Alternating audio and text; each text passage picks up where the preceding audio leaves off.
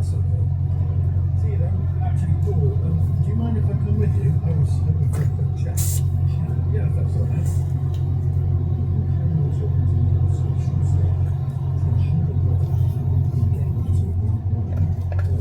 I wonder if they'll have such a high opinion of you then.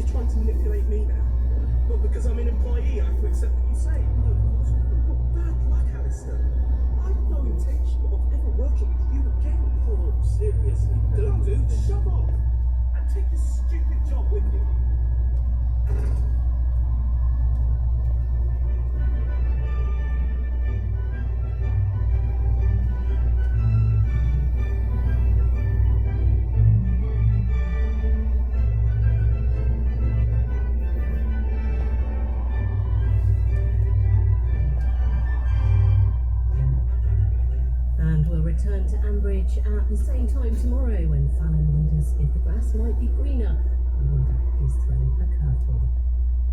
Now, with details of what's coming up on Moneybox Live this afternoon, here's Felicity Hannah. Who would you want to manage your money if you became unable? It's a very tough question, but today, with the help of Joan Bakewell, that's what we're asking. The important thing that people fear as they get older is losing control of their lives. If you have someone whom you can trust, then you can vest that control in them. Yes, today we're looking at giving someone lasting power of attorney, meaning they have the authority to manage your financial affairs for you. If you have a question to ask or an experience to share, then please email. It's moneybox@bbc.co.uk. And listen to Moneybox Live on Lasting Power of Attorney today, just after 3 o'clock. And now, Oak Tree Close, the ballad celebrating the long life of a protected tree with 7 scenes with music by Donny Flynn. We begin in a famous oak in 1651.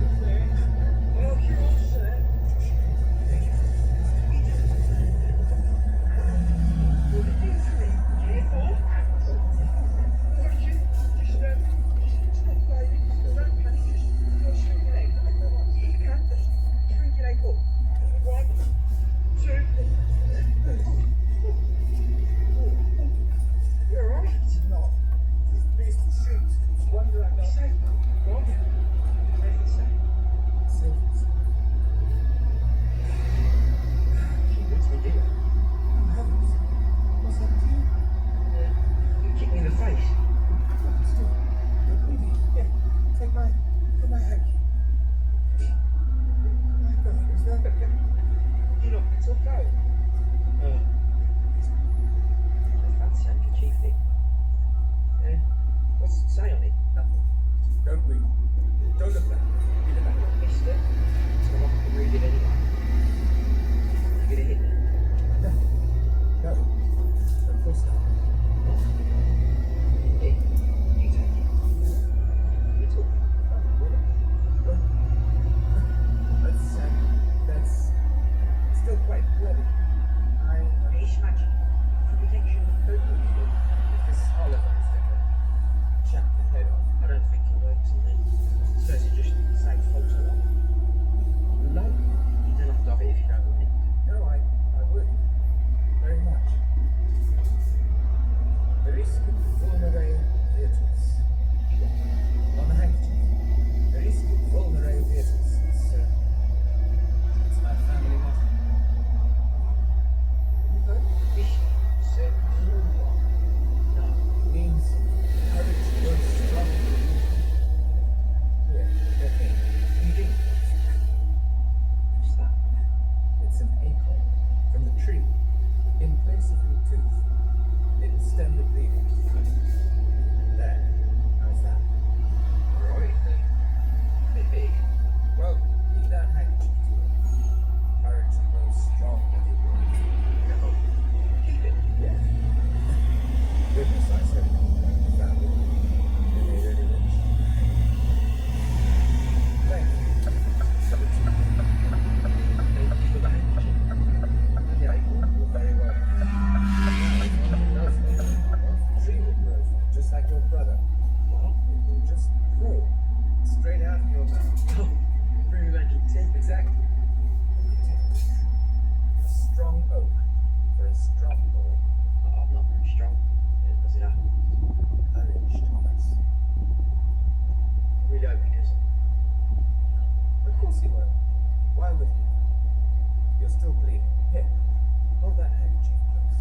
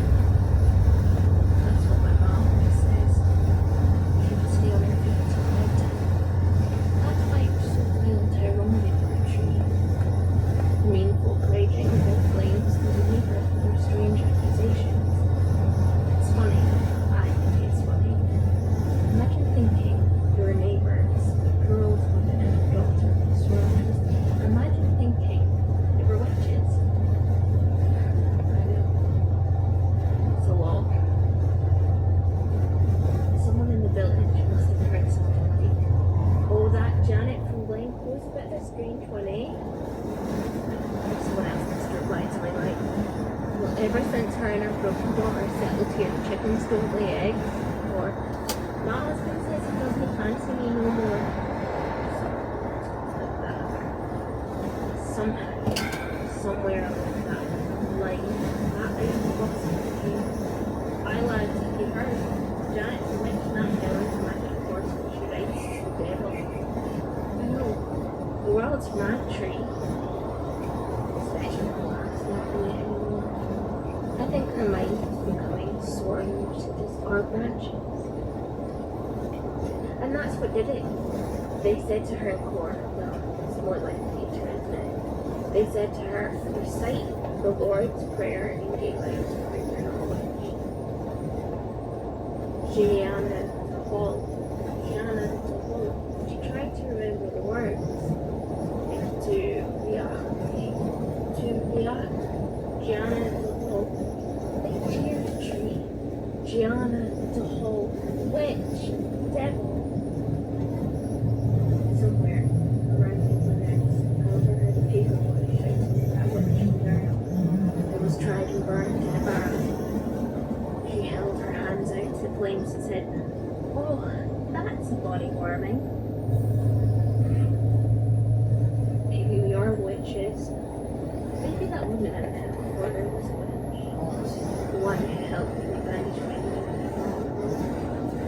And the little girl who held my hand in the marketplace because she thought I was her mother. And the family who didn't come out to see the trial and sang songs to each other to drown out the jeering. And that stranger in the crowd who whispered a prayer for us. And the pregnant woman who walked from Glencoe to Dundragon. And the girl with the twisted branches who became pals with the tree. What do you think? No, I don't think so either. Oh well, I think I'll just stay here with you, tree, if that's alright. I think I'll just stay right here. Agus nála gamburishin, agus orshin oak, or slats on riach, agus on cork, agus on glork, agus sherry. Amen. Kindness speaks and kindness grows.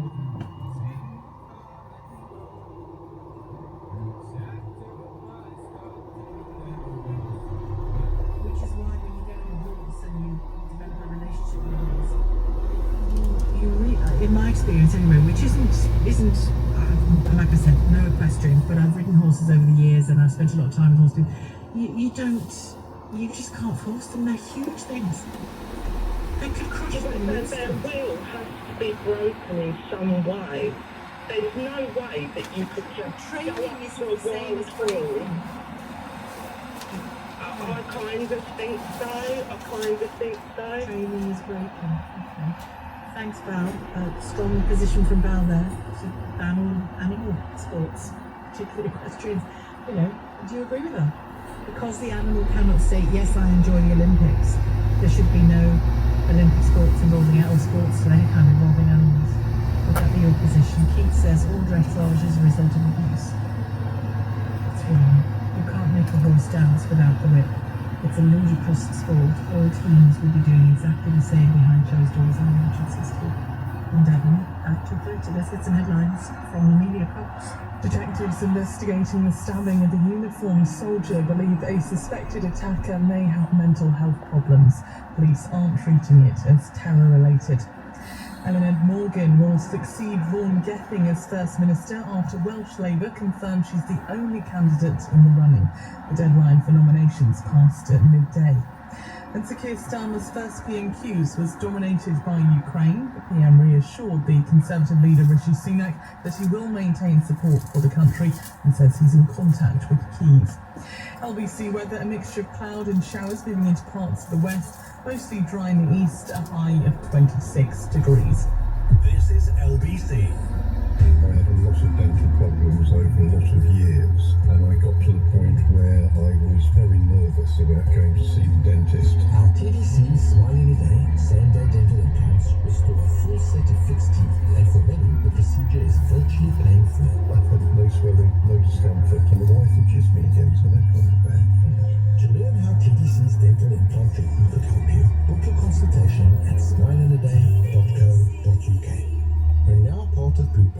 Kia, we're excited to announce the Kia Sportage event with 2 years free servicing on top of all PCP finance offers until the 31st of August. The Kia Sportage has won What Car Best Family SUV of the Year for the 2nd year running, inspiring attention with its refined, spacious interior, seamless connectivity, and advanced hybrid electric technology. Search the Kia Sportage event to order yours today. Take the lead, drive electrified. Kia, movement that inspires. T's and C's apply. It's 2024. We can use robots to clean our flats. Or the compound chicken with our watches. And, hey, where about you? And now there's a better way to do energy. With OVO's energy savings account Beyond, you can save cash today and back greener rewards for tomorrow. Now that's a first. Search OVO Beyond. Discounts on bill savings when using energy at your homes. Smart meter required. For terms and energy ratings, search OVO Beyond. Keep things smooth by making them.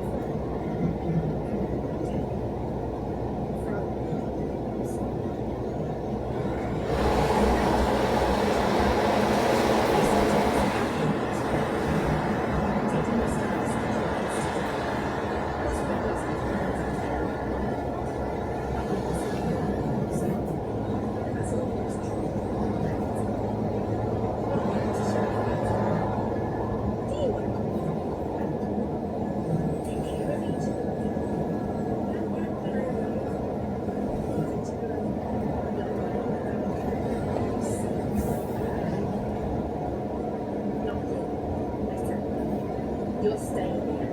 You're sleeping. Not coming with me or nothing. You're staying here. Are you sleeping? That's all right.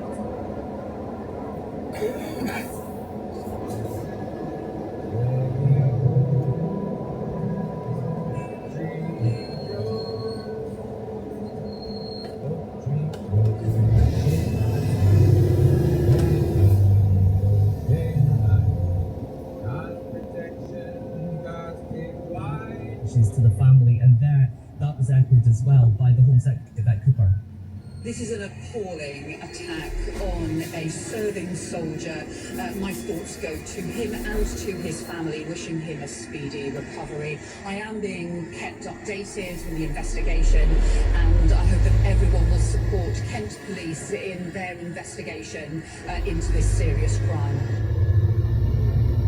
The Kent Police have said they still don't know what the motive was behind this. They say they're not currently treating this as terrorism, but are looking at the possibility that mental health might have played a part in that. And we've heard as well from the new head of the British Army, General Sir Roly Walker, who said that I am deeply saddened by the horrific and unprovoked attack on an officer yesterday. He said our armed forces make extraordinary sacrifices to defend our nation, and they deserve it. We've also heard from the local independent councillor Christopher Spalding, who sent his best wishes to. I was actually quite numb. My thoughts go out not just to the victim and his families, but also the wider military community. There will be an awful lot of close friends inside that barracks today and in the local area that are feeling numb, devastated, shocked. These are people that you train with, you live with, you work with, you go on tour with, and effectively you would give your life with.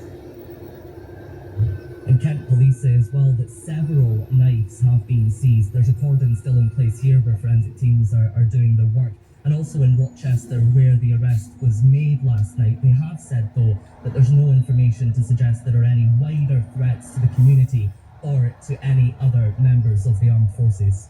Thanks a lot, Fraser. Fraser Knight, LBC's reporter, speaking to us there live from Gillingham in Kent. And of course, we send our wishes as well that the soldier improves. Thank you to Fraser. Let's get back to your calls and your texts on this story about Charlotte Desjardins mistreating a horse that she was training. Lindsay says, I've just watched the video of her whipping her horse. It's absolutely shameful, disgusting, and she knows it. Putting a statement on her Instagram yesterday, then turning off all comments, says that she knows how wrong she is. Well, she did say she knows how wrong it was. And she fears the public will now say that to her. You can see the horse is stressed, jumping and kicking its back legs up. Yes, you can. And this says, let's leave Charlotte Desjardins alone. You're not going to buy her, but never again should she have a career with horses. That's from Mike. Claire in Dartford. Hello, Claire. Hello, Sheila. I literally have just watched the video, and I'm an ex-horse owner myself. She is using a lunge whip, which is typically used for lunging. The cracking, every time you can hear it crack, but that's not making contact with the horse at all. That's the whip contact which that's what's designed to crack. So that's not it. But you can see where she is kicking the horse, is when the horse reacts by kicking its hind leg up, which isn't, there's no excuse, but listening very carefully to the video, I did hear Charlotte say to the pupil, it's because it's never got the whip before. And I think to me it looks like it's the rider that she's trying to train to get the horse to make them proper movement. It just seems like it's out of frustration. Yeah, but it's not the rider's fault, because the rider is merely sitting on the horse at this point. But the rider is in control of the horse, and the horse is there. The horse is getting its guidance from the seat of the rider, and it looks to me like the rider isn't actually doing what Charlotte is asking her to do. Yeah, I think it is, and you're right about the seat is the way you send a message to the horse, and all that, you're absolutely right, but because the rider hasn't got their hands on the whip, so I'm just nervous about any. No, I'm not excusing the use of the whip at all. I'm just saying it looks to me like that this isn't a regular occurrence with just from the outside observing, and everyone who owns horses at some point gets very, very frustrated with them and will react. But if she says in the video he's reacting like this because he hasn't got the whip before, that means she uses the whip physically on the horses. Yeah, it's a touch. Usually it's used for everything. Just a little motivation. Not on that, what you hear a whack, where she's used the pain part of the whip, if you understand. But, there's no So you use. say that was overuse of the whip? No, I don't think so. You can see where she's you can actually physically see where she's But she herself has said it's wrong, would she? Oh yeah, it is wrong. What she did, that's what I'm saying. I'm not excusing what she's done because it is wrong what she's made contact. So it is overuse. Well, what I'm saying is some people saying that it's 24 times. It doesn't matter how many times, but she has made contact. But I just don't want to see her vilified for if you. No, I don't think I have vilified her in this. Not you. But I think it's important. I'm more interested in the horse really, and the next horse, and the next horse, and the next horse. So that we need some clarity around the use of whips, just as we did in horse racing. Like you raised, that's why somebody else wants this video for so long. It was my guest Alice which I think will The lady ran about breaking the rules. It isn't breaking at all. You just gently, I mean, mine personally, I laid across them first, they were eating, so it wasn't stressful for them at all. They got used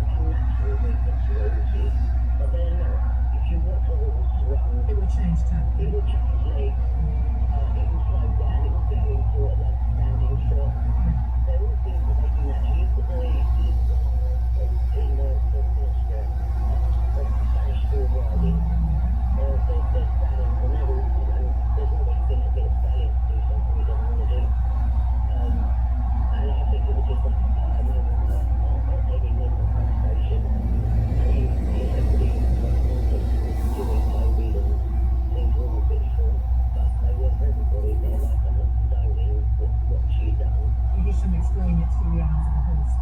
Yeah, I just think it's about an error of judgment. We don't know how many times these errors of judgment have happened. There's been that question, but I do wonder why someone has seen fit to put that video out now. At this point, it seems like somebody has yeah, it does seem like that, but I mean, she doesn't seem to block this person, and I don't believe that is her natural way of being. Things have to meet at the moment, everyone is own rules. Yeah, but we don't know. We'll find out once the investigation's finished, I suppose, and then it depends on how open she wishes to be after this and speak to people maybe. She's very welcome to come on this program, in case anybody who knows her is listening and talk to us about it. Thank you, Claire Dartford. Craig says the idea that dressage is a sport is absolutely preposterous. How is it any different from lion taming, elephant training, or bear dancing? All of which are down sheer cruelty.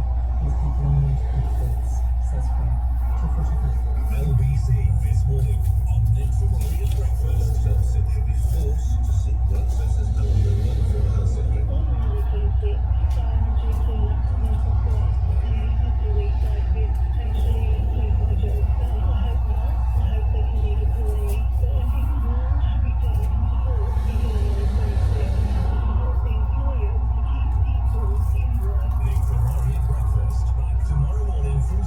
With Vauxhall, the new electric van range designed to energise Britain. LBC. Most homes would save with Octopus. Matt switched and started saving April last year.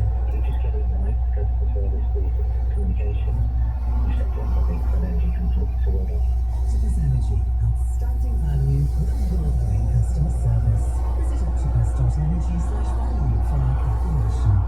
1 minute you've got the gymnastics on, off she goes, into flippy one, another flippy, followed by a flippy twisty, and the next, flip, hooray, you're a millionaire. Lotto, will you be next? Play on now, National Lotto, account 2, rules procedures apply, players must be 18 or over. When Andre focused on finance the motivate, he got more money.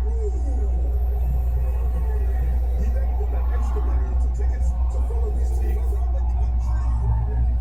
Selling on motorway was completely stress-free, which is what other people say about years of living. Sell your car in motorway. 84% of service sold to motorway. Validated against 2 local sources. Visit motorway.co.uk/claim. Checkatrade is so confident in the quality of the trades on checkatrade.com they got to shout it from the rooftops. And from the upstairs cupboard. And who better than Amir, an electrician from Croydon, to do it for them. Ready, Amir? Let's do this.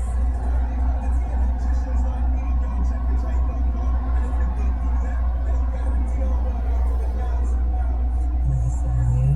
Let's do this.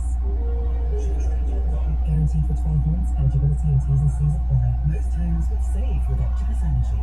Outstanding value with award-winning customer service. Visit octopus.energy/value for our calculation. Leading Britain's conversation. LBC. With Sheila Ferguson.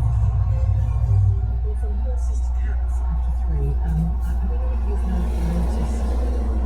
Sarah Condon, in fact, I think he did it some time ago, but it's been talking about staying events at Donald Trump's choice as vice presidential nominee. When he was debating the Democrats, basically, Satan didn't ban on men, young women. And he said, I'll play it to you quickly after 3. He said the Democratic Party is run by, I'm paraphrasing here, but this is the language they use, is run by a bunch of childless, crazy cat ladies. The childless, crazy cat ladies.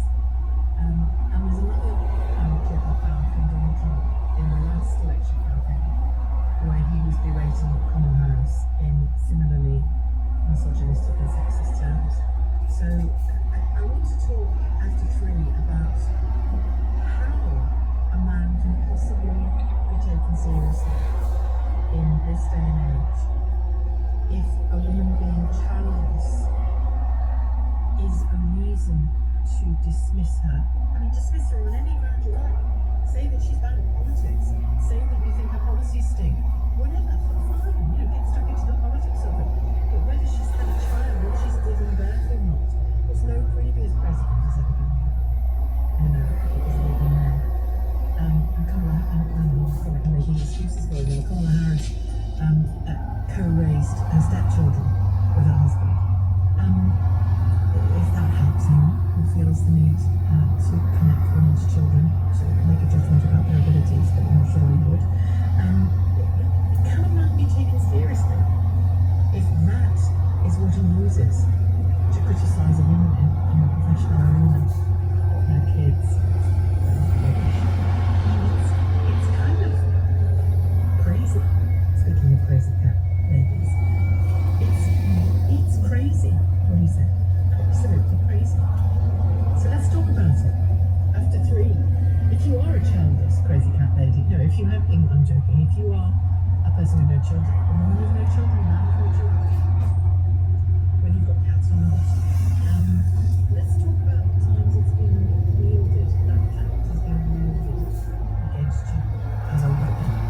0345 6060 973. And what does it tell us about people like Jamie House? What does it tell us about people who say that are cats?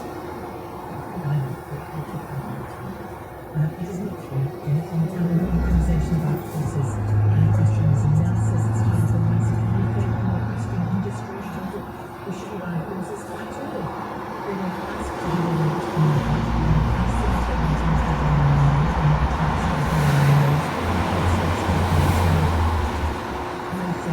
Looking 7 times a race, with weekend bone looking dogs at dog shows. It's exploitation for humans' pleasure. Wrong, says now. Dave is speaking from Somerset. Hello, Dave. Where do you stand on all of this?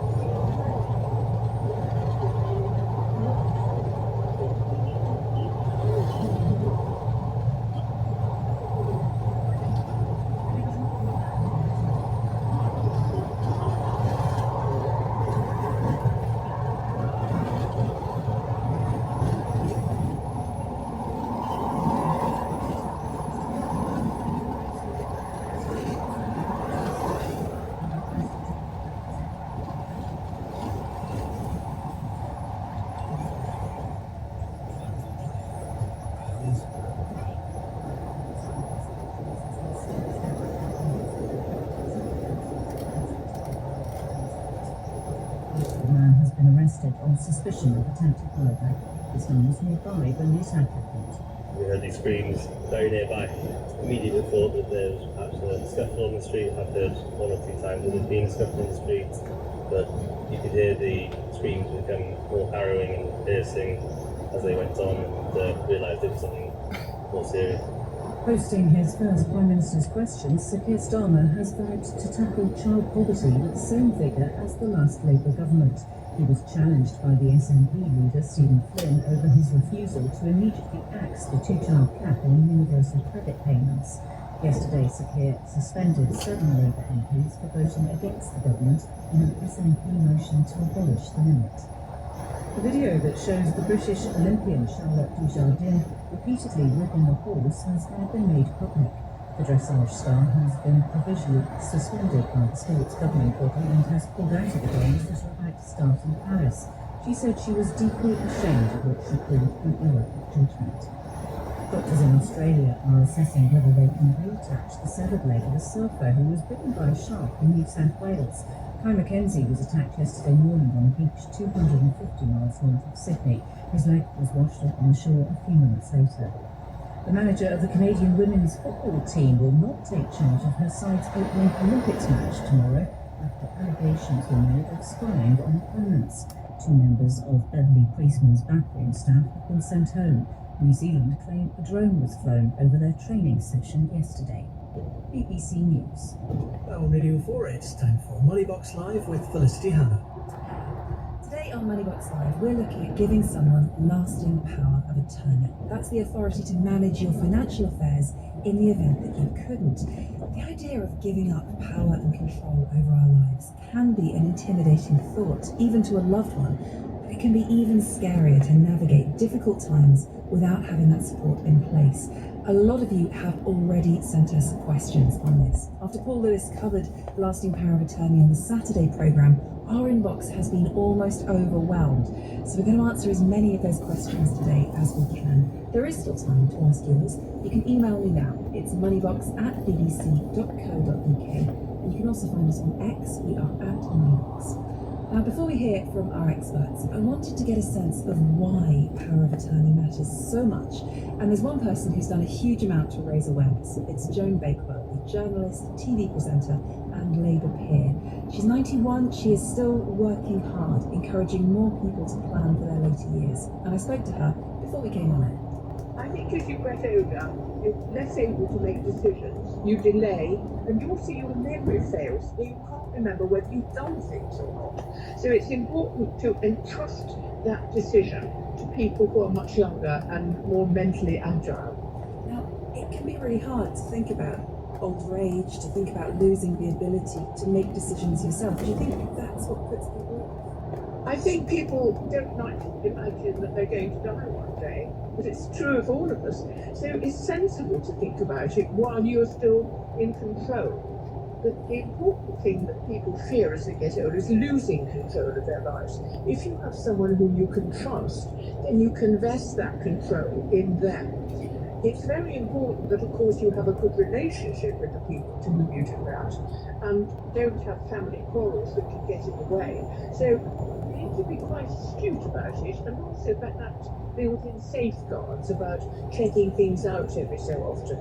Can I ask, have you arranged for someone to have power of attorney if it's needed? Yes, I have. I've discussed with my children the process of getting old and how much they will be responsible for looking after. Of course, it's very important. Otherwise, we drift into a vague, insecure hinterland, not knowing where we are. We need support. We need support of those who love us. That's the most important thing we can have in life. Did you have to think hard about who to ask to be your attorney, or was it just obviously going to be your children? Oh, it's obviously going to be my children. We're a very close family, so I know I can trust them. I know that they're not after my money or anything like that, which greedy families often have as a problem.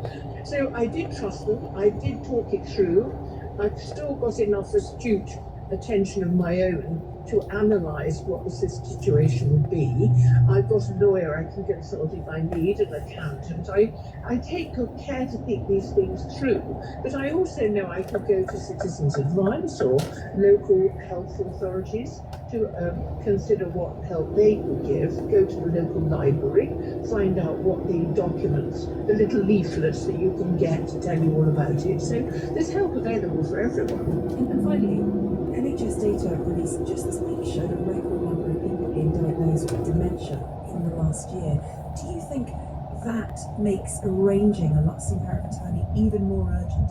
Yes, I do. I know a good number of people who are beginning to suffer the onset of dementia. It happens to many of one's colleagues as you get older, and possibly it begin to dawn on yourself. So I do think it's important while we're still relatively young to make the sort of plans and think these things through. We're all heading to die at some point, and we're also going to decline in those final years. How we do it and how we manage it is worth considering while we're still able to make decisions. National treasure, Joan Bakewell there. And listening to Joan are today's experts.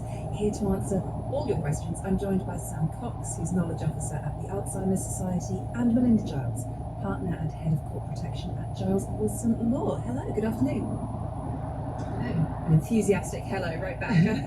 Okay, Baroness Bakewell has banged the gong for why arranging lasting power of attorney is important. Before we go on and take a call, I want to just power through some of the stuff people have been asking us, the need to know stuff. So Melinda, Mike has emailed with some really important questions. He says, I'm considering granting power of attorney to a relative, but of course I'm currently fully capable. He wants to know, how does it work in practice? Does it come into operation immediately? And does granting power of attorney mean I have no power of my own left? Yes, big question there, really important points. First of all, I would just like to clarify that a lasting power of attorney deals with either your finances and property or your health and welfare, and both of those only whilst you're alive. But good question as to whether somebody can step in and take control when you're still able to do so yourself. For the financial power of attorney, you can actually trigger, have a clause in there saying you only want them to be able to deal with your finances if you are no longer able, if that's very important to you. Or you can go ahead and register it and have it waiting there for if and when. And sometimes, in fact, there are circumstances when you are able, but as Joe mentioned, sometimes you just need a bit of extra support. And if you've chosen an attorney carefully and fully trust them, then actually they should work with you. Thank you very much. And it doesn't have to come into operation immediately. You're not signing away absolute power of your life with no say yourself. Absolutely not. For a financial power of attorney, as I say, it can be valid from the time you make it, but you can hold it back and remain involved. For a health and welfare one, once it is made, the value of them is that actually the attorney does step in and make decisions that you are unable to make for yourself at that time. But it's not a blanket power. They don't take over your life. No one can take that power away from you whilst you're able to make those decisions. Thank you very much. And I should say the rules for lasting power of attorney are slightly different in Scotland to the rest of the UK. A lot of what we're going to talk about is still relevant, but if you are in Scotland, you can check out the website mypowerofattorney.org.uk, which has a lot of information and is funded by the Scottish Government. Now, Melinda, how much does it typically cost to arrange an LPA? Well, as was mentioned previously, there's so many ways to do it. You can do it through a charity, you can do it yourself, you can do it through a solicitor. The one thing that is fixed is the fee that's payable to the court for each power of attorney, which is around £82 court fee, although if you are on benefits, it's much less. The fee varies from probably a minimum of about £250 to quite a few more hundred, and that does depend how much advice is given, whether the solicitor is also perhaps what's called the certificate provider and is verifying that you fully appreciate everything that you're signing, which is a very important safeguard within the document. Absolutely. And when you're mentioning means-tested benefits, paying slightly less for registering that at LPA. Some people on means tested benefits can get an exemption or pay less if they earn below £12,000 a year, the Office for the Public Guardian told us. That's the government body that polices the system. Sam, I mentioned that report showing a record number of dementia diagnoses in England. I know firsthand that having lasting power of attorney is incredibly important when a loved one does fall ill. Is it something that you can set up when somebody has already started to succumb to something like dementia? It is, yes. The important point is that somebody making a lasting power of attorney is still able to have what's called mental capacity. So it's the ability to make that decision. So that's knowing what a power of attorney is, wanting to make it, and importantly choosing who their attorney or attorneys are.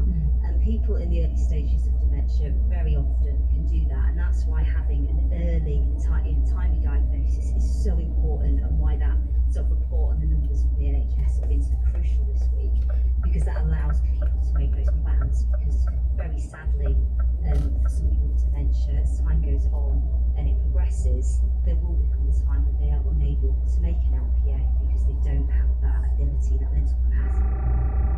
So earlier on is so crucial. Thank you. I think one thing that we should reflect, we're getting quite a few emails in about just the extent of the job, potentially, of being somebody's attorney. One person, Philippa, has emailed to say, my uncle's filing system was non-existent, with paperwork stuffed into drawers. I couldn't find passwords. My uncle was unable to give me any information. She says that the company's websites and telephone answering services didn't have any options for LPA inquiries. She filled out 6 forms over a period of weeks to have her uncle's council tax stopped, and she had to make a 20-mile round trip to the bank as there was no branch in town, and she wasn't able to do phone banking under her LPA. So it is a massive amount of work, which is definitely something to factor in. Let's take a call. Sue is on the line from Bradford. Sue, good afternoon. Hello. Thank you very much for being with us. Now, tell me about your parents, because you had financial lasting power of attorney for your father before he died, not for your mother, who is still alive. Yes, so Dad was always really meticulous with all his banking, and and he was really keen that everything was left in order so that when he did die, things would be straightforward for us, which was great, and that was just him. So he set up an LPA over 20 years ago, and the attorneys were me and my mum, but we never actually needed it. So what happened was Dad did his own banking for a long time, and then banking went online and he did it, and then as he got older, he struggled a bit with the online stuff, and I sort of gradually helped him, and it just kind of evolved, so that in the end I was just doing all the banking for him, and I had his passwords, usernames, goodness knows what, for his current account, and did it all, and everything was taken care of. Then sadly my dad died around Christmas time, just gone. And we're in the situation now where Mum has got dementia, I don't have LPA for her, and the bank accounts of Dad's have been transferred into Mum's name, so I can't access those either. Thank you so much for telling us about your dad, who was clearly very organised 20 years ago, thinking about this. What kind of impact has this situation with not having LPA for your mum had on you and your own finances? Well, at the moment, so the current account that I was using, there are still some direct debits and standing orders going out of that. So some big amounts, such as Mum's care, the fees for Mum's care goes out of that, so that's really good.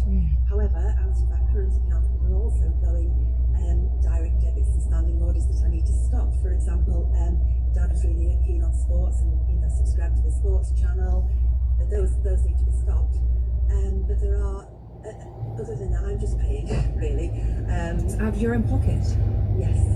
Oh, Sue, thank you so much for telling us about your very, very tricky situation. Keep listening, because I'm going to put all this to our panel now. Sue, thank you for joining us. Sam, hugely difficult situation. I'm sure this is the kind of story that you'll hear a lot. We do, yeah, and so Sue, if we can help in any way, please do contact our dementia support line. Details are on the Alzheimer's Society website. There's a few things I can suggest. I think our panelist is going to talk about deputyship in a moment, but what I would say is if your mum is on any state benefits, do contemplate getting something called appointeeship. that is through the Department of Work and Pensions, and that means that you can at least access the benefits if she's got any, including sort of state pension, and that might at least help, because you shouldn't be paying for all this yourself. As well as that, talking to the bank. Some banks are better than others, and some will, as you've seen, some direct debits, you need to continue. Others you might be able to stop by having a discussion with that bank manager, and hopefully that would help a bit. And apart from that, without having a power of attorney, it is something called deputyship that you might want to look at getting now, which is a legal way of being able to access a bank account and manage affairs without having that power of attorney. Sam, thank you. Go on then, Melinda. Explain deputyship and how you actually go about sorting that out. Yes, so the outcome of a deputyship application is that it's a court protection order made that is like a power of attorney, but has to go through a court, and even once it's set up, you don't have the same level of freedom as you do if you're acting as someone's attorney. You have to do accounts every year, etc., etc. And the reason for that difference is because the law sees it that, in this case, the caller's mother didn't make the choice as to who was to be her attorney. The court protection application can be made by anybody, that's one good thing, but it does take months and months and is very expensive and complex, I'm afraid. And sadly there isn't a choice, because you will not be able to access that account without it, or indeed any other asset. One thing I would just make the point as well, because it was a joint account, it does fall into the survivor's name. So therefore, although we often talk about probate when someone's died, in fact probate doesn't cover a joint account.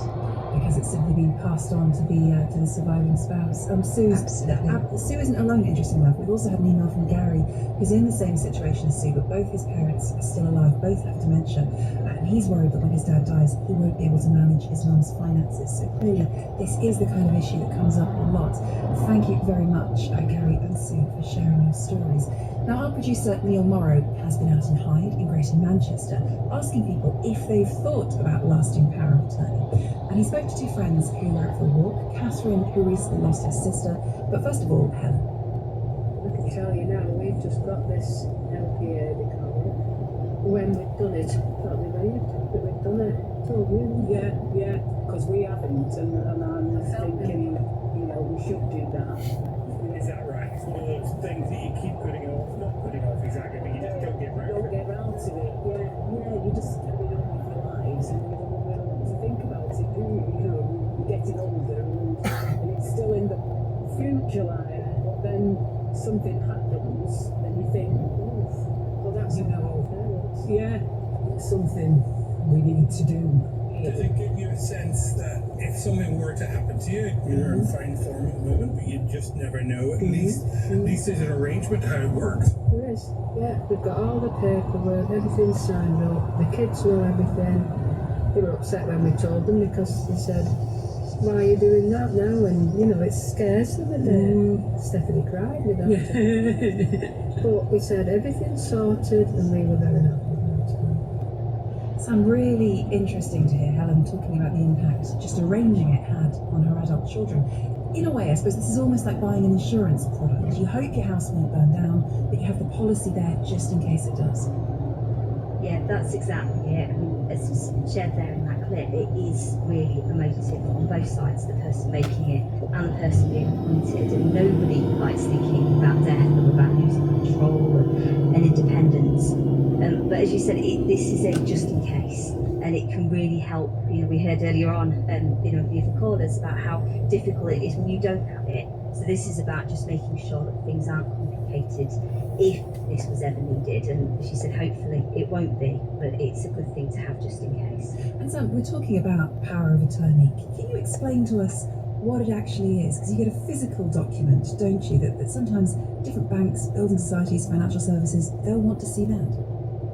Yes, as you say, it's a physical document, and it's actually the application form. It was originally filled in, but it's been stamped on every single page to say that it is official, valid, it's been registered with the government. That's the Office of the Public Guardian that deal with this. And that's to say that it is, it's legal and it's correct and you can use it. And yet every time, and this is what we hear from attorneys, what kind of should happen is you've got to prove that you're the attorney. Nobody is going to take your word for it, especially on important things to do with banks and property and finances. So every time somebody speaks to the bank, they very often have to show it, at least until they've got their attorney bank account sorted out. And again, speaking to other financial institutions and things like insurance companies, utility providers, attorneys will have to prove who they are. And there is that physical document that can be shared, and many people get certified copies of that. As well as that, now there is a way in which somebody can share what's called an electronic code. So somebody can actually use an online system the government have created to actually get a digital version. And it doesn't give all the details, it just gives some details, but it is a way that attorneys can prove who they are and who they're acting for. And that can be a bit easier than having to post it. It can be. In my experience, you share that and then you have to post the physical document anyway. Yeah.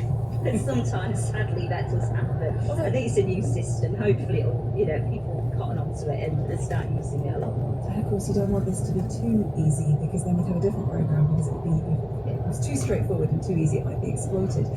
Right, we're getting so many emails in. They are popping into the inbox as we're on air. Let's just rattle through a few of them. Melinda, let me read you an email from David. He says, in my late 70s with substantial savings, I wish to appoint a financial attorney, but find that those friends and relatives I would feel comfortable approaching are also aging, and in some cases have already predeceased me. Is there a state institution I could appoint to act for me? No, there isn't, as far as I'm aware anyway. And I think as well, the nearest thing to that is really using a professional firm, a solicitor that has a good reputation, is professional, and although of course that does come with costs, this is all all your money. This is your future at a time that you're going to need it to be looking after you. And as you mentioned much earlier in the show, Felicity, it's an onerous responsibility being an attorney for somebody. You have a duty and an obligation to make all the right decisions about that person's money.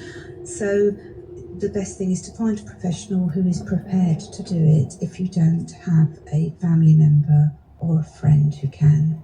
It is a lot of work, isn't it? Sam, how many attorneys should someone appoint? It does completely depend upon the person and their setup, but what I will say is if somebody's only appointing one attorney and that attorney kind of jointly owns their home or any other assets they've got, do consider appointing more than one person, because being able to manage that while you own it and the attorney is a conflict of interest, is how it seems. That can be quite difficult, especially in terms of selling. Okay. A lot of people choose more than one attorney simply because then, if one attorney's on holiday, the other possibly can still act and they can share that workload we've talked about. But what I will always say is if you appoint more than one person, please make sure they get on. We do hear some horror stories where people's attorneys don't get on at all, and that can make it really unworkable and decisions not being made and things not happening that should be happening. And you might, of course, choose to have a different attorney for your health and welfare power of attorney and your financial attorney. We're getting lots of emails from people who are worried their loved one might be being exploited by somebody who has lasting power of attorney. So Sam, one of these people says, occasionally when I've been at my mother's house and a bank statement has arrived, I've noticed things on my mother's account that don't sit well. Whilst my mother has not been left short at all, I do believe my two siblings who have had power of attorney have helped themselves for their own benefit and for their children, particularly out of my mother's surplus income. Sam, if someone has concerns about how an LPA is being managed, where can they raise those? The best place to take that to is the Office of the Public Guardian. They've got a contact line people can ring, and on that really outline exactly sort of as she's done in that email what's happening and where that sort of information and evidence will be, because then hopefully then they will investigate, and they investigate these things a lot of time, and they do really look into it, and if they find that something is happening that shouldn't be happening, they will then take actions. That might be in sort of a case where it's not too bad, they've sort of helped the attorney to kind of be better attorneys, or it could even be that they go to the Court of Protection and actually remove those attorneys and even look for justice for the person because of what's happened. But yeah, please do consider going to the Office of Public Guardian so that can be looked at properly. It's something we do talk about on our support line here at the Alzheimer's Society if you'd like to chat it through before doing that. Useful to know, thank you. Let's take another call. Lynn is on the line from Bedfordshire. Lynn, hello. Hello, good afternoon. Thank you for being with us. Now, you are a great person to have in this discussion because you have been on both sides of the fence. You've worked for decades in a high street bank and now you're dealing with a lasting power of attorney yourself. What's your experience? My experience was I'm fairly au fait with online banking, but I am getting older. I do online banking, and I decided, along with my husband, that we would nominate one another to be our attorneys, along with both of our daughters. Joan Bakewell would approve. Now, obviously, like I said to you, my big problem these days is not just myself, because I felt I knew what to do, but for people that really haven't got a lot of experience in this field, because I went into my local building society and it was not a problem. It was as smooth as it could have been. We've had letters back nominating both my husband for myself and the two daughters, and vice versa. So we had all the paperwork in place very promptly after we produced our local power of attorney to them. Now, the bank, of which I was a retiree, was a very different story, because when I went into the bank, and it's a big high street bank, there was a young lady that said to me, "Oh, what would you like to do today?" And I told her, and she said, "Oh, just a moment, I know nothing about that, and I don't even know what it is. I'll find a colleague," which, fair enough. The colleague came out, and he said, "Oh, I'm not exactly sure. I'll have to take a photocopy, and then I'll send it off to head office for you." Now, I know that he should have done the registration in branch, but I've been retired for 15 years, and I'm thinking, well, things might have changed. 2 days later, I got a call from head office saying, why didn't I do the registration in branch? Oh, then how frustrating. I explained to them, and then I said to the person, please do look on my profile and see who I am. And she came immediately back, and her response to me was, "Oh, I'm so very sorry. We're getting this all the time as the branch staff just don't have the necessary training anymore." She realised I was a retiree. Once she spotted that you'd been a professional, I'm sure that changed everything. Lynn, thank you so much for telling us your situation. Sam, I know what Lynn has been through. I once rang a bank and asked to speak to the LPA department. They put me through to the bereavement line. This is an issue, isn't it? Now, we put some of these issues to UK Finance, which represents the banks. It told us it does recognise the challenges some people face when using power of attorney, but they said there are regulatory rules that firms need to adhere to when opening accounts and registering a power of attorney. They know there's more to be done, and they're working with members and government bodies to look at how greater consistency can be achieved across the industry. Briefly, what do you think is the issue here? Is it just down to training? No, it's a lot more to this than training. I mean, it doesn't help that a lot of the training is quite quick e-learning when somebody first starts. It needs to be something that's continued. It needs to be a cultural shift where this is talked about in banks, in staff, in team meetings. It's a continuous thing. As well as that, there needs to be more than just a policy on it. I think the banks themselves need to do more. Not closing local branches, for example, would be really helpful. As well as, looking at, as you said, sort of their care lines, their customer lines, and how that is. It needs to be thought through on every single basis. And there needs to be a lot more to it. And also the things they offer attorneys needs to be more, because some banks don't even allow attorneys to have internet banking, which is not helpful. Very frustrating. Sam, we're going to have to leave it there. We're almost at the end of the programme. Melinda, very briefly, despite the challenges and the frustrations, this is still really important. Absolutely, and it's the difference between us facing, just the same as we have to face our mortality, facing the possibility of our incapacity and losing our independence and control. And if that weren't bad enough to think about, then thinking that you won't have been the one to make the choice as to who is to take care of your finances and your health decisions. Place yourself in a position where you've chosen the person or persons you trust and talk to them about it. In fact, we've had an email from Jamie who says LPA is without doubt the ultimate measure of financial trust. Very true indeed. Thank you for that. That is all that we've got time for in this programme, which is a shame because your emails are still coming in. Thank you so much for sending them, and thank you to our experts for breaking down the complexities. We've been hearing from Sam Cox from the Alzheimer's Society and Melinda Giles from Giles Wilson Law. Paul Lewis will be back with Moneybox at midday on Saturday here on Radio 4. This week he's talking about bereavement support payments and travel money. If you would like to contact him, me or the team, please do. It's moneybox@bbc.co.uk. Do include a phone number if you can, and have a very good afternoon. Moneybox Live was presented by Felicity Hanna and produced by Neil Morrow. The direct translation of orangutan is people from the forest. Looking to the natural world, to question what it means to be human. In reality, we forget almost everything, and we misremember most of the rest. What fish can teach us about memory, and lessons from fungi about working together. Mycorrhizal fungi and their networks are already acting as this colossal carbon store. She's Becky Ripley. And she's Emily Knight. We are essentially the ape that never grew up.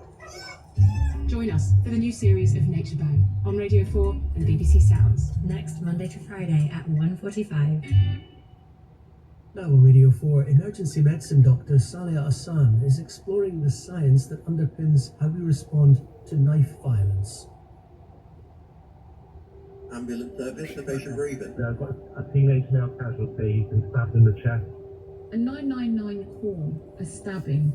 In Britain, this is happening almost every day. Is he bleeding at the moment? He's bleeding in the chest, chest umbilical tract. How we treat trauma has never been more important. If you're going to die of bleeding, you tend to die very, very quickly. Half of the people who die within the first 24 hours, and half of those again will die within the first 3 hours of injury.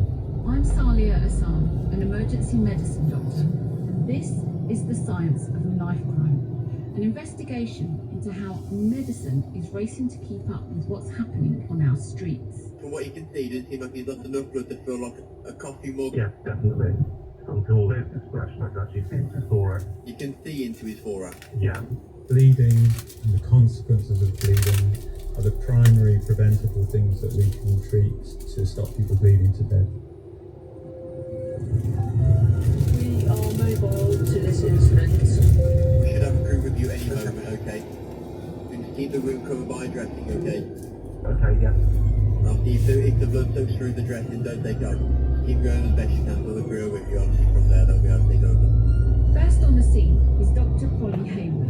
She's with the West Midlands Ambulance Services Intervention Team, Merit. We're going to have a little look at this, okay? Part of our role on the scene is providing extreme care. So pretty much everything I could deliver in a hospital, I can mainly deliver on the street. So that might be providing blood transfusion at the roadside, it might be providing emergency anaesthesia at the roadside, and surgical interventions. It's all about being able to act fast rather than waiting to get to a hospital. In the past, interventions like this rarely happened at the roadside, but the more we've dealt with trauma, the more we've realised that we need to adapt.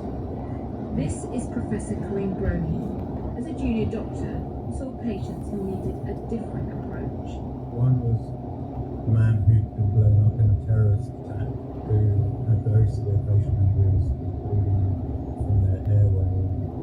There were issues around what should be done, who should do it, where it should happen first, what was needed while this patient was clearly not doing well. And it wasn't for any fault of the team, it was the magnitude of the injury and the training that had been given and was available at that point. And it just seemed clear to me that this was a group of patients that perhaps we could do better for.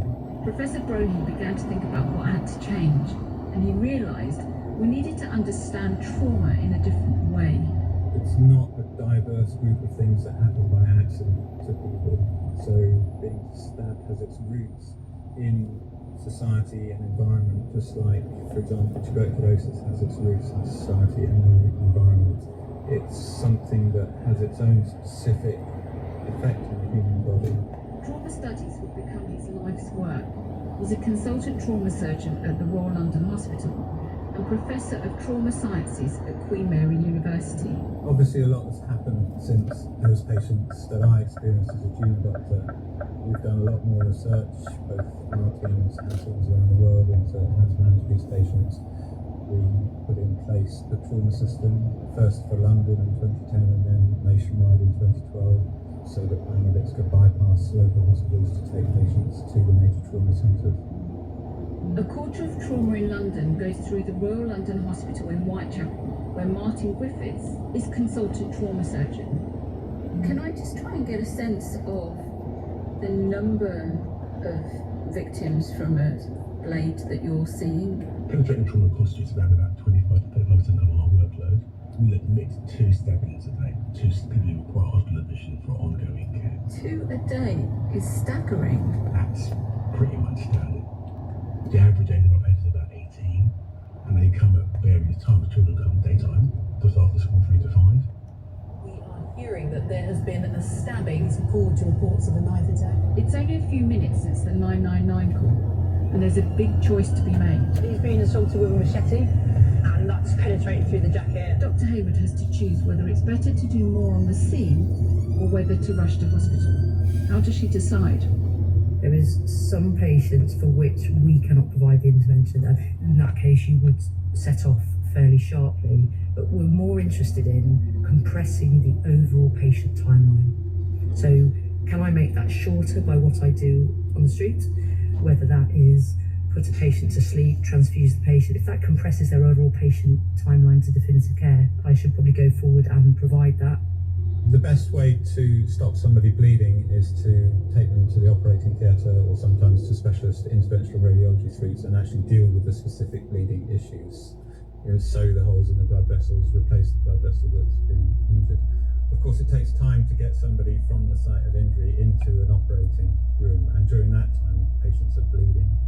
And while they're bleeding, they can't maintain their own physiology, so we have to do something about that bleeding. And the things that have been brought in or emphasised to promote that are, number one, and the absolute best thing is direct pressure on the wound to stop somebody bleeding. So tourniquets have been brought in to where really they've gone out of practice. A real big challenge for us, if you've been attacked by a knife and you're bleeding, then CPR doesn't work because you haven't got any blood volume to pump around the body. So the alternative to that is thoracotomy, which is opening the chest, resuscitating the patient with blood and doing internal heart massage as part of that resuscitation. So if you make an incision of between 4 and 6 centimetres between the ribs, you might be able to release either pressure, which is likely to be air, and sometimes a mixture of air and blood, and then that might be enough for them to recover their cardiac output. We used to do this every couple of years as an individual practitioner, and now it's 1 a month. So unfortunately we are developing expertise in this area, and it's expertise we didn't really want to develop. Thoracotomy is very, very good for people who have got pressure on their heart, and survival there can be up to around 70 or 80%. Unfortunately, if you are actually bleeding to death and you've gone into cardiac arrest, thoracotomy has a very low survival rate for trauma patients, so 1 to 2%, and only if you've been stabbed in the chest. So it's still about time, it's still about moving to the operating theatre, it's still about resuscitation. But we've got to stop the bleeding. The moment a life-saving intervention is finished on the street, the race begins to get them to hospital. The doctor might say, that's an intervention done, and take kind of a collective breath, and at that point the paramedic will pick up the momentum and drive that scene forward. Could we be requesting to hospital? Is there anything that we can do that we could actually do in transit, or pass information through the desk saying, I've got this, but I also require this. I need the ear, nose and throat and vascular surgeon because this guy's had his neck slit. I need that, and I need it on arrival. This is what we literally call the red phone, where we receive all the priority alerts, and with that information we can then determine what type of trauma team response we might need. This is Dr. Neil Durgate, consultant in emergency medicine at the Royal London Hospital. Behind us there's a trauma team getting ready. Can you just describe what's happening? For a standard trauma call and an advanced trauma call, we will put out the alert 10 minutes before the anticipated arrival of the patient. That allows the team to assemble in the bay, and that may well mean that they have to leave something else that they're doing. Once we get to a code red response, and a code red patient is any patient who's at imminent risk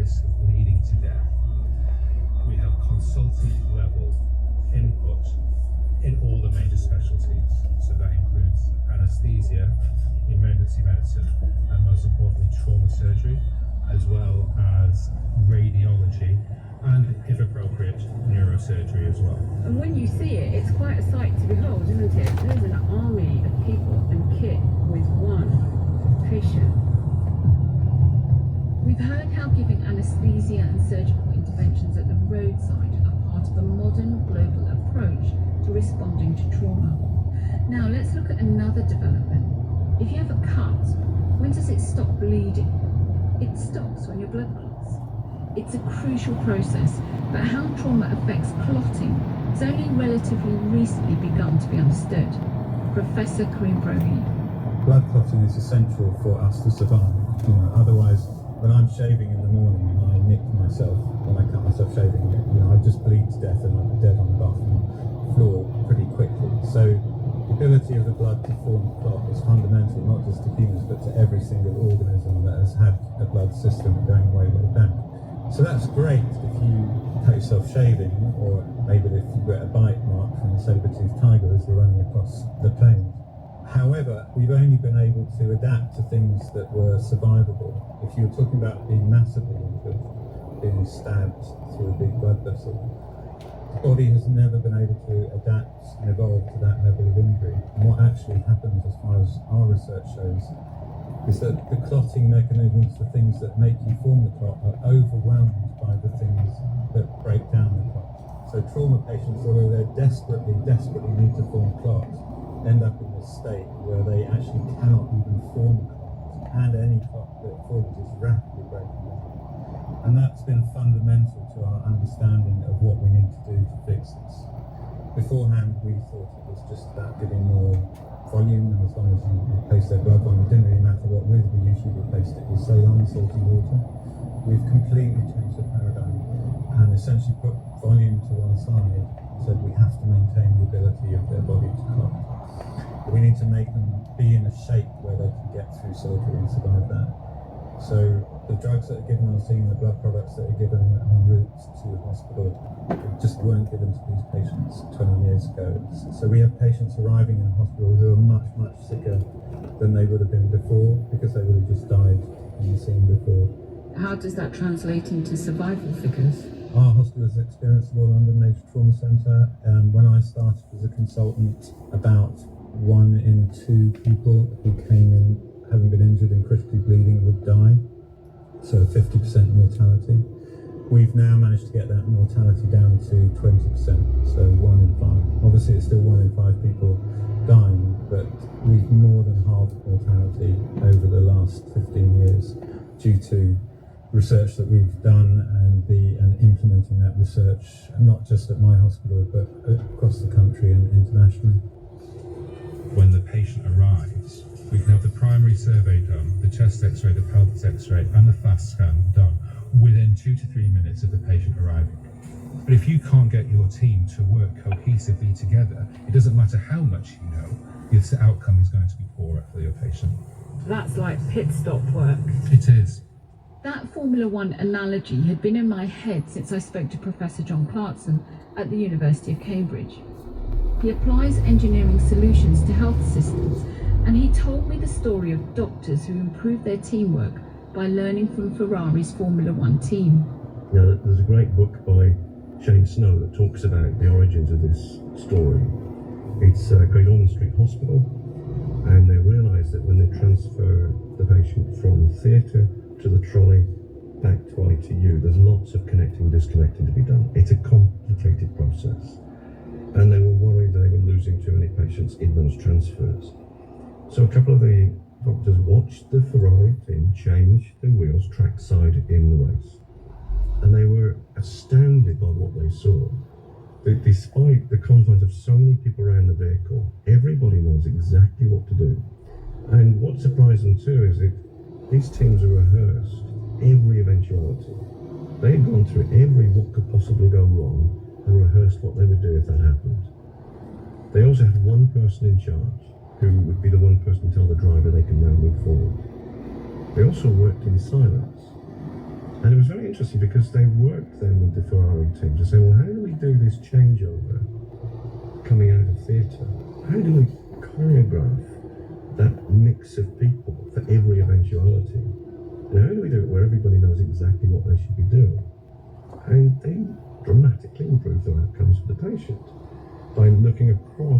another team was doing in that discipline. And it's extraordinary.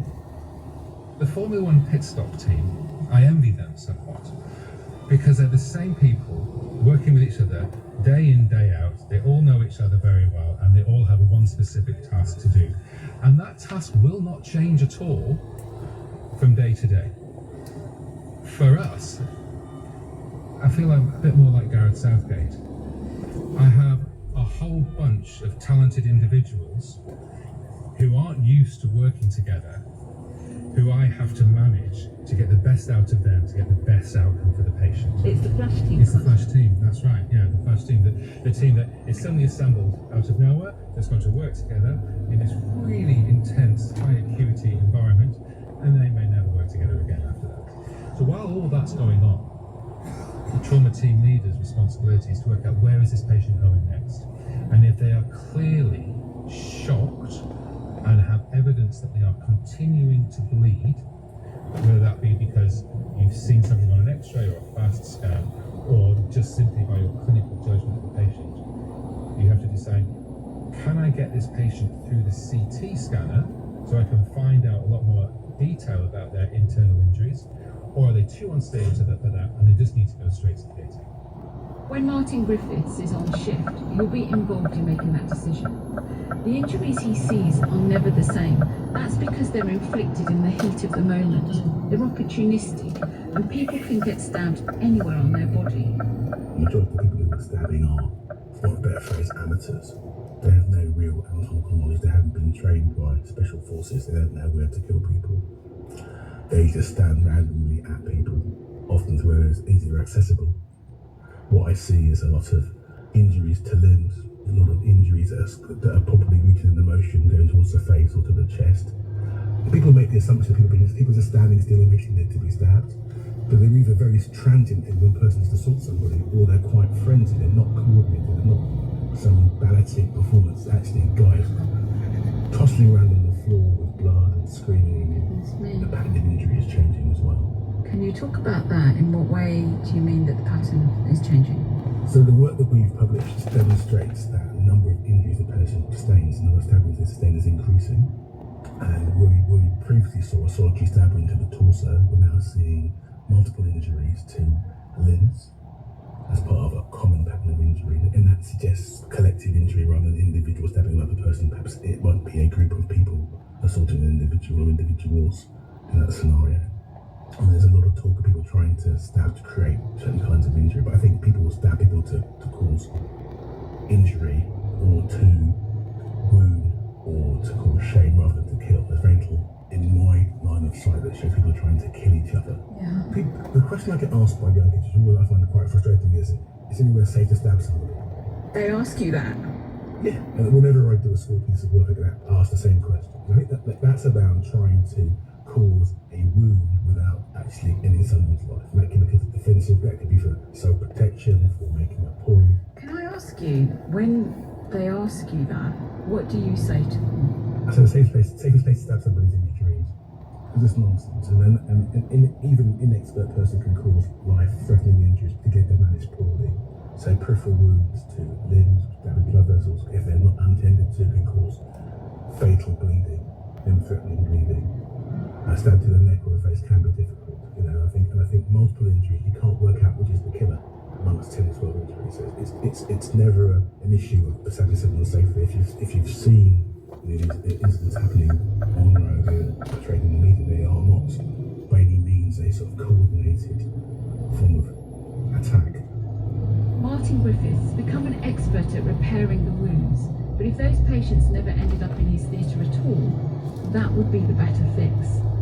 So to study the science of knife crime is to examine not just how we react to injuries, but how we can prevent them. For hospitals, that means using the information at their fingertips to understand the patterns of violence. So the NHS is drowning in data. There's a vast analytical opportunity. You've got data, transfer into information, and then interaction. This is Dr. Adrian Boyle, President of the Royal College of Emergency Medicine. Why is data so important? Without data, you're just somebody with an opinion, and you've got to be objective, you've got to be data-driven, and you've got to be evidence-based. Otherwise, all you're asking people to do is just come up with what seems to be a good idea. Getting good data on violence is difficult. Only around 20 to 30% of violent crimes are reported to the police, but the people injured will usually go to hospital. So, in emergency departments like the Royal London's, they're gathering data. Receptionists ask somebody 3 extra questions if they turn up when they've been assaulted. Where did it happen? When did it happen? And was the weapon used? So this information is collated in an anonymous way, so we're not breaching anybody's privacy. And what it does is it tells the Community Safety Partnership, police, licensing authorities, where the dangerous places are. There is a real opportunity understanding this data to intervene. And just to give you an example, we identified in our data that at 3 o'clock on Sunday mornings there was a fast food outlet where lots and lots of assaults were coming from. Police didn't know about this. They adjusted the patrols, so they tended to wander past between 3 to 4 o'clock, and they did that, and the problem has gone away. So that is a way you can get meaningful action from information. What do you think could happen using that model for knife crime? So what this violence sharing model does is it tells you about your local epidemiology, the picture, the who, the what, the why, and the when. It tells you what your local violence picture is. So one of the things you can do is you can identify your at-risk populations. And if you identify that you've got a particular problem in your community with young, usually men, at risk of becoming victims of knife crime, that's a point where I think can actually go in and meaningfully intervene. From that data, we're just guessing, aren't we? We can't see what's happening, we can't measure what's going on, and we need to know what happens to who and when. Then we can work out the why, so we can stop it. If we were getting close to stopping knife crime, then we'd be nearing the closing credits of our story. The medical and surgical teams and the scientists have done their job. Our patient was lucky, it looks like they're going home, and the next chapter of their life can begin. But unfortunately, patients have been discharged and then later down the line have ended up back on the operating table, stabbed again. If you see a patient you know she by name, okay, who's coming with a tab on their last admission 2 or 3 weeks ago, but now the fabric, it doesn't tell you good message about what we're doing as information. Mr. Griffiths began to think about how the Royal London Hospital could do more to prevent readmissions. One of the big problems was that when people were discharged, they were being released back into an environment that wasn't safe for them. If there's a risk to life, or if that home address is, if it's anything, it's still in the wind, risk of being harmed again in the future. If they're going to go out and perhaps cause harm themselves, you have to make sure the discharge is safe from the dust. You can't discharge you home safely and find something going that is safe. We have to make sure that our patients, with our communities, love our intention and go home safely to a situation where they're going to be safe. Do patients have to go discharged and stay in hospital because of that? Have a safe discharge, and however long it takes. If that requires more time, change those conditions, or that's what we'll do. And that's the only way to reduce readmission rates. But otherwise, that person is a victim of a criminal waiting to happen, and that's not what we're about. We made a decision as a service to accept the burden of additional time in the hospital to provide make safe discharge because it was just safer for the patient, better for our service, so we're being readmitted. And even to be really brutal about it, it was cheaper rather than looking after 2 or 3 times. So how do you make it safe for people to leave? It was a problem that pushed Martin Griffiths to imagine something pioneering. A new concept had come in. It was called the reachable moment. And the idea was when someone was in hospital, maybe scared, perhaps wanting a way out of violence, you could reach out to them and be a friendly face, and maybe start a conversation about supporting them to change their life. Glasgow had just had some really positive results with a version of this led by police. Mr. Griffiths needed people who could start those dialogues with victims who were from their own communities, so he brought in caseworkers from the St. Giles Trust. So essentially, when a young person is referred to us, we will see that young person to explore safety and offer support. You get involved really early on in the patient journey. Those first few days, like first day even, it's a really high risk time, isn't it, for a patient? I mean, they've just been harmed, and they may have been stabbed by multiple perpetrators, and then they're coming into an operation table with a crowd of clinicians. That's scary from my understanding. So it gives them that time to reflect back, digest. It's scary, it's a scary moment. So just seeing a face without a scrub and offering a face that follows their journey during that hardship and offering some ease to their journey gives us leverage to support them as best as we can into transition into a more positive, fruitful lifestyle choice, and support their journey to mitigate that risk. We don't know how long that young person has been trying to cry for help, and support services may have not picked it up, and we pick up where support services didn't pick up. And what kind of interventions do you make?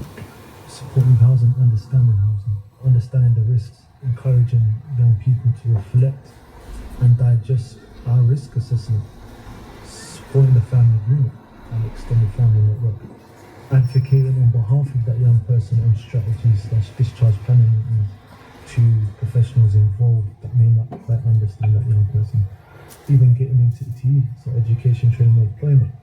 There's so much we can tap into that can significantly reduce that risk and offering a solution, a way out.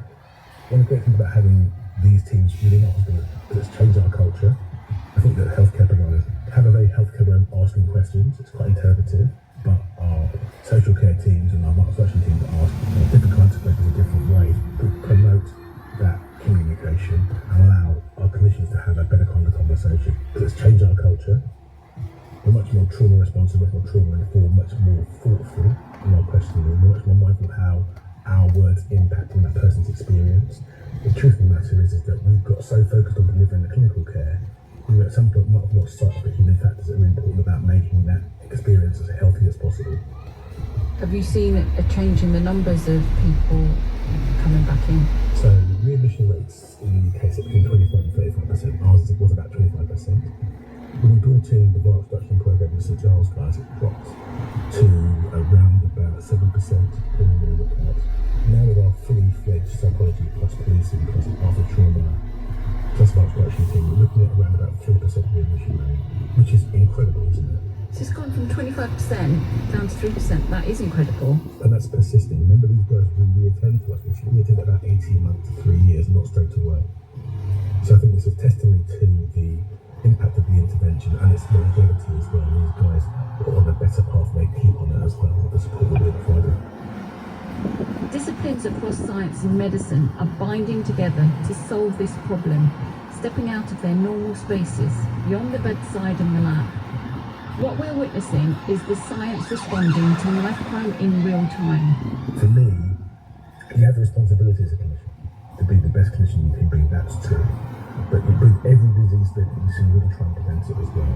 But what you are focusing on is about well-being and health rather than illness. So I want my community to be well rather than to be saved. I'd rather have a day where I do nothing at work and sit at home twiddling my thumbs and then get stabbed than spend the night doing great operations saving lives, because we've failed as a society in those terms. So if we can promote individuals that rather than going to hospital thinking I don't want to die here, I think I want to work here. That's how we do it.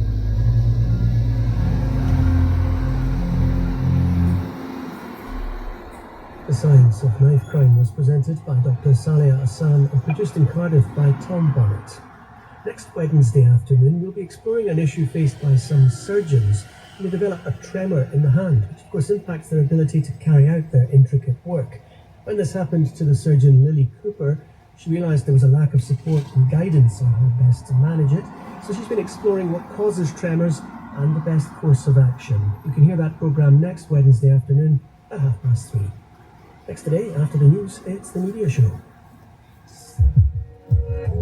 Desert Island Discs in BBC Radio 4. Sometimes it's the unexpected stuff that gets captured. Almost always ends up being the stuff that you see in the movie trailers because it's one of the best jokes. With new castaways, including Rebel Wilson, Rob Delaney, and the novelist David Nichols. I think it's very hard to write about happiness and contentment. Plus, the boxer Anthony Joshua shares the music that inspired his journey all the way to the top. it's hard because I'm trying to be a professional boxer and be the best I can be, but yet I'm still trying to be the same guy that I grew up with all my friends and stuff. Desert Island Discs with me, on the day. Listen on BBC Sounds.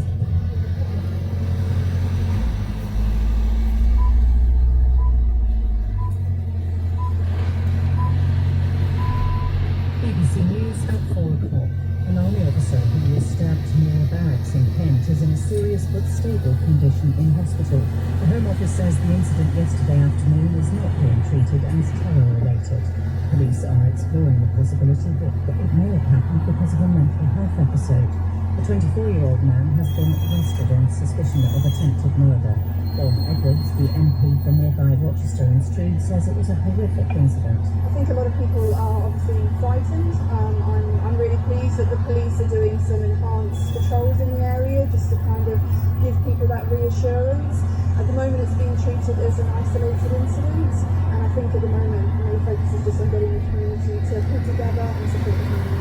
Sir Keir Starmer has rejected criticism of Prime Minister's questions of Labour's efforts to reduce child poverty. Last night, he suspended 7 of his MPs when they voted in favour of an SNP motion to scrap the two-child cap on universal credit payments. He said the government was already taking action by introducing breakfast clubs in schools and banning no-fault evictions. Eluned Morgan has been confirmed as the Welsh Labour leader and is set to be the first Minister of Wales after nominations closed with no other candidates coming forward. Former Welsh Health Secretary will become the first woman to take up either position. A man has been arrested on suspicion of causing death by dangerous driving after 6 people, including 4 members of the same family, were killed in a crash. Police have appealed for anyone who saw a grey Porsche 911 being driven along the A61 in Barnsley on Sunday afternoon to come forward. The lawyer for a whistleblower released a video showing the Olympian Charlotte Dujardin gripping a horse says they did so in an attempt to save dressage. The 6-time Olympic medalist withdrew from Paris Games yesterday, saying that footage showed her making an error of judgment. Ms. Dujardin has also been provisionally suspended by the sports governing body. BBC News. Keanu Reeves will be telling Front Row about his new novel, The Book of Elsewhere, co-authored with China Mieville, a violent tale of a superhero's search for mortality. It's on Front Row at usual time, 7:15 this evening. But now on Radio 4, it's time for the media show with Katie Razzle and Roz Adkins. Hello and welcome. This week, the Paris Olympics get underway. We're going to explain the complex media deals that underpin the Games. Several Just Stop Oil activists have been jailed after they brought the M25 to a standstill, and evidence provided by The Sun was crucial to those convictions. We'll unpack the issues the story raises. BBC's annual report is out. Katie and I will be picking out some of the most significant parts and what they tell us about the future of the BBC. Plus, Kamala Harris looks like she'll be taking on Donald Trump, and she has an instant impact online. We want to understand how the memes and videos can translate into votes. But we're going to start with Just Stop Oil. Last week, 5 protesters from the group were jailed because of their involvement in protests that brought part of the M25 to a standstill. That was in 2022. We're particularly interested in this story because a key piece of evidence was a Zoom call recorded by the Sun journalist Scarlett Howes, who had infiltrated the group. The Zoom call showed Just Stop Oil's leader, Roger Hallen, setting out the plan. This is a little bit. If you do it for 1 day, it's going to be massive, so what, right? It goes on for 2 days, it's going to be global again. It goes to 3-4 days, you're in the ballpark of the biggest disruption in British public history. We are not going to get correct government policy by just going through the motion. So that was a Zoom call recorded by the Sun journalist, and the Sun was later thanked by the judge in the case. Well, Damien Gale, Guardian's climate correspondent, watched the whole trial, and he's here. Damien, thank you for coming on the media show. You described the trial as the UK's wildest climate trial. What happened? Well, it really was like nothing I've ever seen before as a journalist covering court cases, and I've covered quite a few. It all seemed, aside from this remarkable piece of evidence from The Sun, this recording of the 5 defendants making what was effectively a recruitment to try to enlist people to take part in this protest, the prosecution case ran pretty much as we had to expect of these climate trials. The defendants didn't contest any of the evidence against them. They effectively did not bother to deny, aside from Roger Hallam, deny that they had taken part in the protest. And it was when the defence started, that things started to get really interesting. The defendants decided that they were going to turn the courtroom into a site of civil resistance. And by that they meant that they were going to extend their disobedience protests from the streets into the courts. In effect, what this meant was that they were not going to abide by any of the instructions that the judge gave them, and they were going to use the opportunity of being in court as a platform to make their views known about the climate crisis. Was that essentially them trying to turn it into a media event, more of a media event than it was already? As with the media show, it's sort of interesting to look at it through the lens of the media. Yeah, these protesters, part of their raison d'etre and the strategy that they use is to gain media coverage for the protests that they do, and in doing so, to gain media coverage of the cause that they're espousing. The problem that they had was that the judge had ruled that evidence about climate breakdown was not relevant to the case. And so that put them in conflict with the court from the very beginning.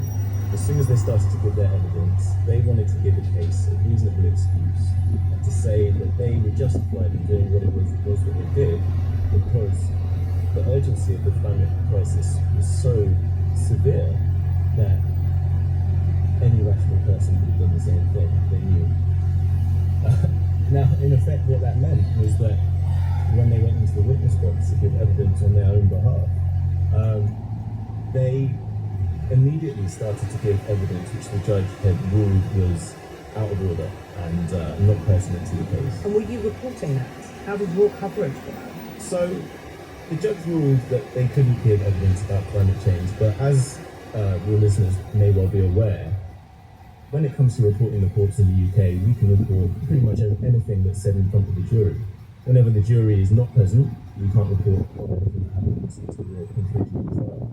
Were there dramatic things happening when the jury weren't present that you then couldn't report on? Oh, well, yeah, so this conflict that they ended up finding themselves in with the judge, while they were trying to give the jury lectures on the meaning of the law and the reason why they ought to have a reasonable excuse, the judge was getting more and more irate and irritated, sending the jury out, instructing them to keep to the facts of the case as he's determined what they were, until it got to the point where defendants decided that they would refuse to leave the witness box until they'd been allowed to give the evidence which they had come to court to give, and to give the full story which they thought the jury ought to hear.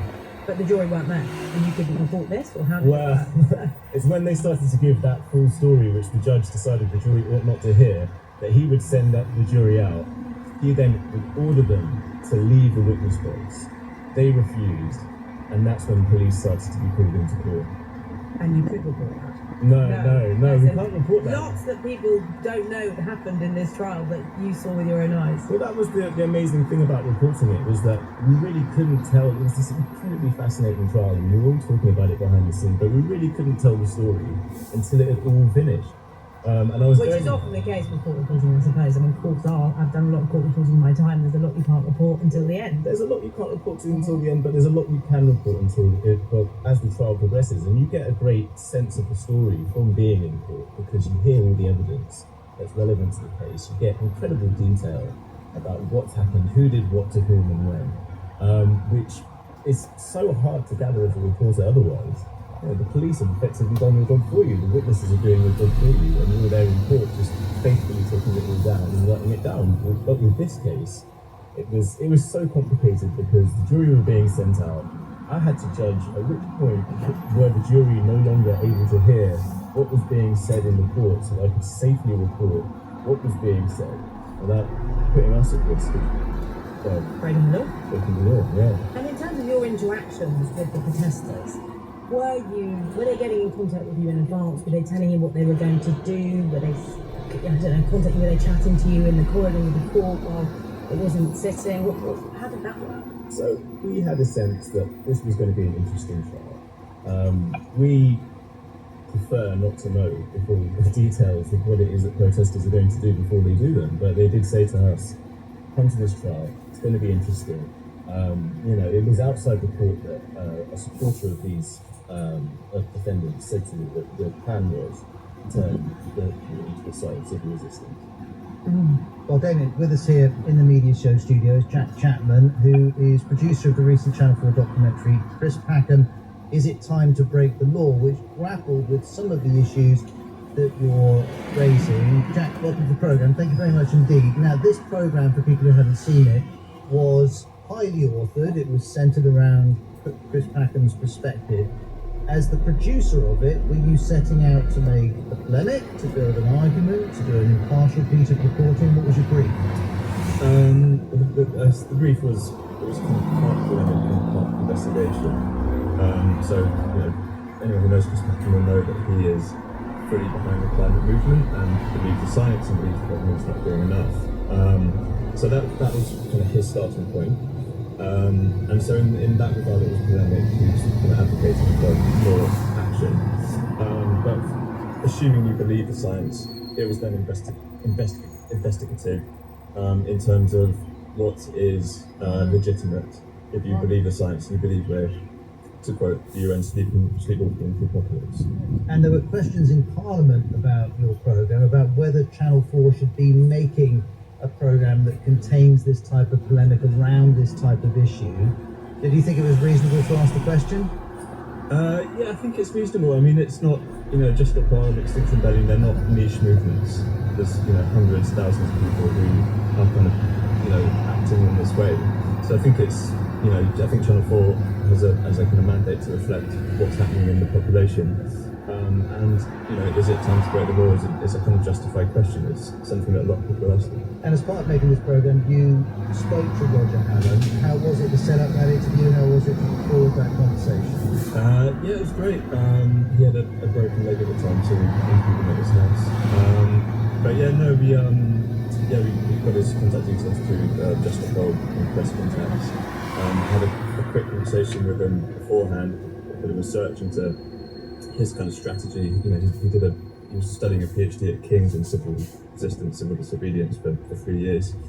So it was, so we just went to his house and they had quite a kind of free-flowing conversation. I was going to ask you about that. As a producer, how do you approach that when, and I'm not for a minute saying they hold identical views, but they clearly have a shared concern about the environment. How do you approach that as a journalistic exercise when it's a conversation between two people such as Roger Allen and Chris Packham? Yeah, well, I mean, I think you don't shy away from the fact that they have things in common. They weren't going to discuss whether the debate around whether climate change is real. It was going to be very much, Roger is he was one of the co-founders of Extinction Rebellion, who set up Just Stop Oil and Insulate Britain. He is one of the kind of figureheads of the movement. And when you're making a programme like this from a particular perspective, you'll be aware that there may be some people watching who are very sympathetic to Chris Packham, but there are other people who get infuriated by protests that may disrupt their lives in one way or another. How do you build those perspectives in without undermining the premise of the programme, which is that it's one person's perspective? Well, I mean, we went for, we're kind of mandated to look for a range of views. So, we interviewed with Peter Lilly, who is a climate rumour. So he thinks Just Stop Oil and Extinction Rebellion are quite ridiculous, and I think referred to them as a cult. We interviewed Andreas Malm in Sweden, who wrote the How to Blow Up a Pipeline book. He advocates for direct action against oil infrastructure, but he was actually quite critical of Just Stop Oil and their tactics. Can I just ask you, you were there when Just Stop Oil protesters poured paint on an office building in central London, and you weren't directly involved, but you knew beforehand it was likely to happen. Is that a fair way of putting it? Because you'd spoken to protesters. As a journalist, how do you handle that kind of information if you get it?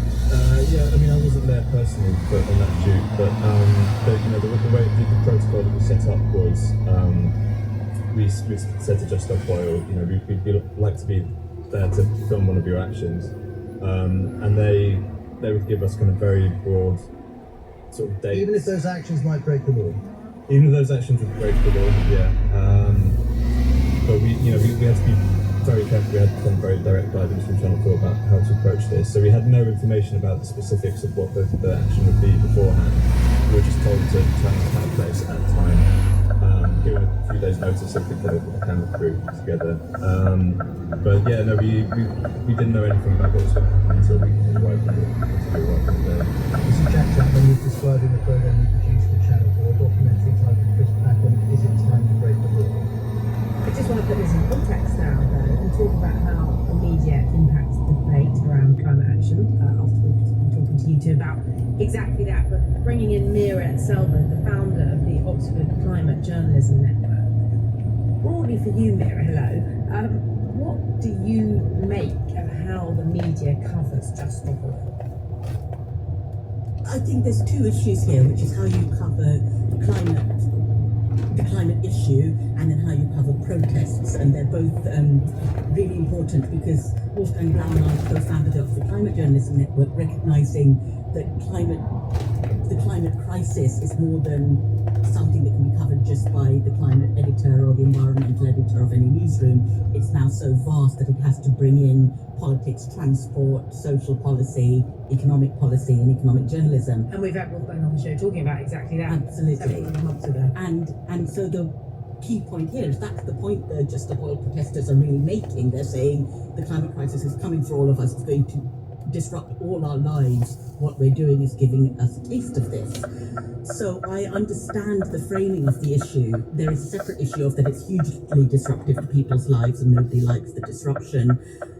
I think there's a problem with journalism at the moment in that it is not seen as a neutral party in many of these polarizing issues. It's seen as journalists are seen as actively siding with one side or the other, and I think both the actions of the undercover journalists kind of reinforce that, and then possibly the kind of close access to the movements like Just Stop Oil also reinforce that. You could argue that if you've got both journalists doing both, they're safe, but in reality I think it undermines journalism overall. And if you think about the fact that climate journalists in many parts of the world come under direct attack for their work, are really one of the most endangered people when they come to kind of reporting, it can be really pernicious and undermine the credibility of journalism. And we were just talking to Damien Gale from The Guardian about the specifics around the trial that he covered and the jailing of those 5 Just Stop Oil protesters and the Sun's involvement in it. What did you make of the Sun's role in the trial? I think undercover journalism needs to be done with very clear ethical frameworks and clear sense of purpose of why you're doing it. And it's usually justified when you're being given access to people or institutions you would not otherwise have access to, whether that's prime ministers, royal families, kind of really high closed institutions. It's hard to justify infiltrating civil society movements that are fairly porous. The fact that we could just log on to the journalists could just log on to the Zoom call and participate.